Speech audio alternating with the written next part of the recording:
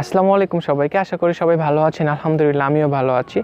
আজকের ভিডিওতে আমরা নতুন চাকরি প্রত্যাশীদের জন্য কিছু কথা বলবো। আশা করি সবাই মনোযোগ দিয়ে শুনবেন।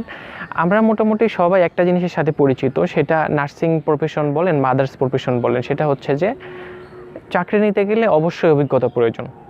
চাকরি নিতে গেছেন, বলবে আপনার এক্সট্রা কী অভিজ্ঞতা আছে, আপনি কোথায় জব করেছেন সেগুলো বলুন, বা সিভির সাথে সেগুলো দিতে হবে। তার অভিজ্ঞতা চায়, 1 বছরের অভিজ্ঞতা, 2 বছরের অভিজ্ঞতা বা এরকম নানা রকম বিষয় তারা চায়। এখন কথা হলো যে আমি একজন ফ্রেশার, আমি মাত্র গ্র্যাজুয়েশন কমপ্লিট করে বের হয়েছি, তাহলে আমার অভিজ্ঞতা থাকবে কোথায় থেকে যদি কেউ আমাকে চাকরিই না দেয়? কিন্তু অভিজ্ঞতা তো দরকার, কারণ তারা চেয়েছে, সেখানে আপনাকে অভিজ্ঞতা দিতেই হবে। আপনি ফ্রেশার, তাহলে যেটা করতে হবে, যেহেতু আমরা এখন দেখতেছি যে চাকরির বিজ্ঞাপন, সেটা হসপিটাল বলেন বা আদার্স যেই জায়গায় বলেন, এটা হচ্ছে যে তাদের কি অভিজ্ঞতা প্রয়োজন। তাহলে আপনাকে চাকরি নিতে গেলে অবশ্যই কোনো না কোনো অভিজ্ঞতা কিন্তু নিতেই হবে। তাহলে আপনাকে অবশ্যই অভিজ্ঞতা অর্জন করতে হবে। আর অভিজ্ঞতা অর্জন করার জন্য যদি কিছু টিপস আপনি ফলো করেন, কিছু বিষয়ের একটু অ্যাডভান্স থাকেন, তাহলে কিন্তু আপনার ওই যে ফ্রেশার বের হওয়ার পরে যে চাকরি, আপনি একদম ফ্রেশ সেটা তারা বলতে পারবে না। এক্ষেত্রে বেশ কিছু জিনিস করা যায়, তার ভিতর গুরুত্বপূর্ণ আমি কিছু বিষয় আজকের ভিডিওতে বলার চেষ্টা করব। সেটা হচ্ছে যে প্রথমেই আমরা যারা সিনিয়র স্টাফ নার্স হিসেবে চাকরি নেওয়ার প্রত্যাশী, বা আমরা যারা নার্সিং স্টুডেন্ট আছি, আমরা যারা তাদের ক্ষেত্রে যেটা হয় যে পড়াশোনার পাশাপাশি আদার্স চাকরি করা অনেক কঠিন। বিশেষ করে অন্য অন্য প্রফেশনে, যেমন যারা অনার্স মাস্টার্স করছে, তারা পার্ট টাইম জব নেয়, অ্যাজ ইউজুয়াল করতে পারে।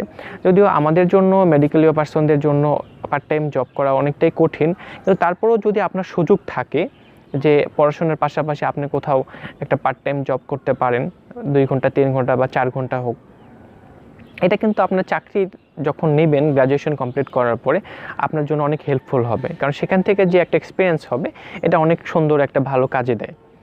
আচ্ছা, তারপরে যদি বলি ইন্টার্নশিপ, অ্যাজ ইউজুয়াল আমরা যারা নার্স আছি, নার্সিং স্টুডেন্ট আছি, আমাদের কিন্তু ইন্টার্নশিপ করেই তারপরে বের হতে হয়।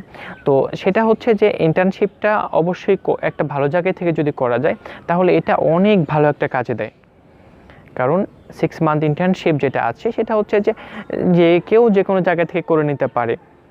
যেমন বিভিন্ন সরকারি হসপিটাল বলেন বা ভালো কোনো ইন্টারন্যাশনাল পর্যায়ে হসপিটাল বলেন, সেই প্রতিষ্ঠান যাদের সাথে কন্ট্রাকচুয়াল করে অ্যাকচুয়ালি তাদের সেখানেই ইন্টার্নশিপটা করা হয়।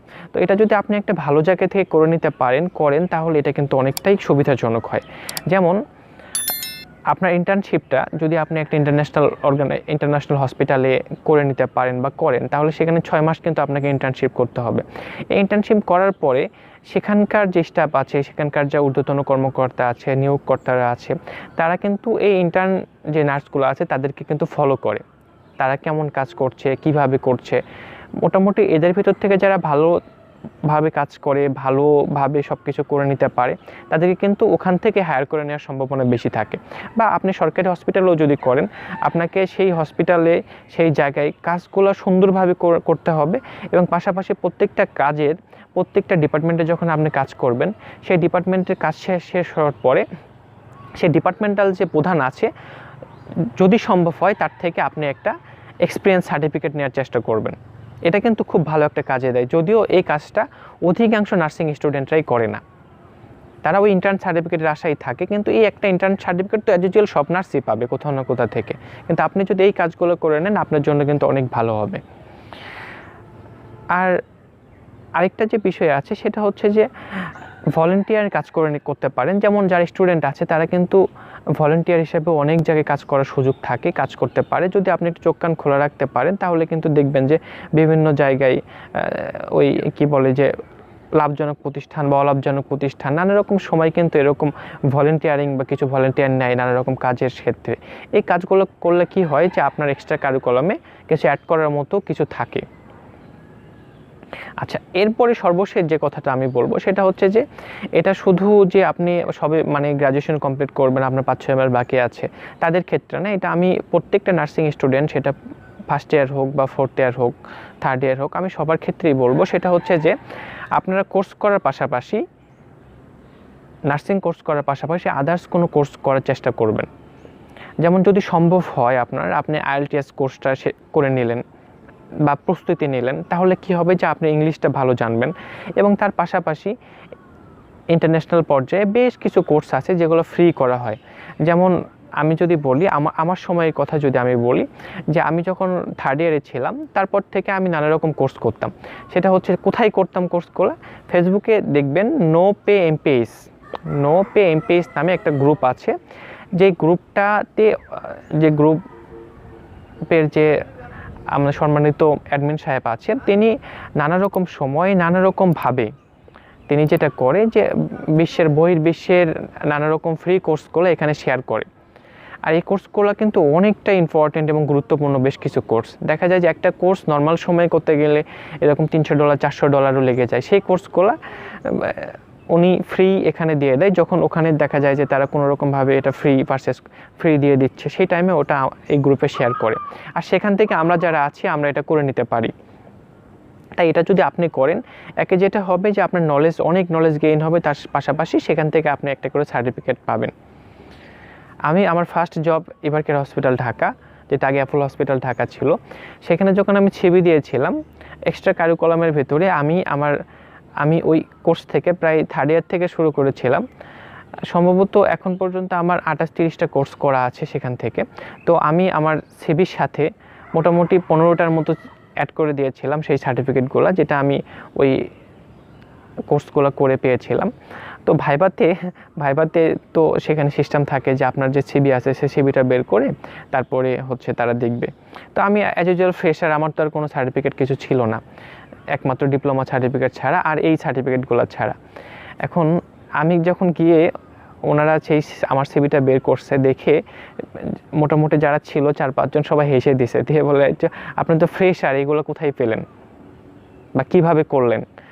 প্রত্যেকটা জায়গা থেকে অবশ্যই একটা সমস্যায় পড়েছিলাম, সেটা হচ্ছে যে আমার এক্সট্রা কারিকুলামের এক্সট্রা যে সিভিগুলো ছিল বিভিন্ন কোর্সের, প্রায় প্রতিটা কোর্স থেকেই 2-1টা করে কোশ্চেন করেছে, যার দরুন দেখা গেল যে আমার আগের যে ছিল ওনার ভাইবা 5 মিনিটে হয়েছিল। আমার মনে আছে যে আমার ভাইবা পুরা 25 মিনিট নিয়েছিল।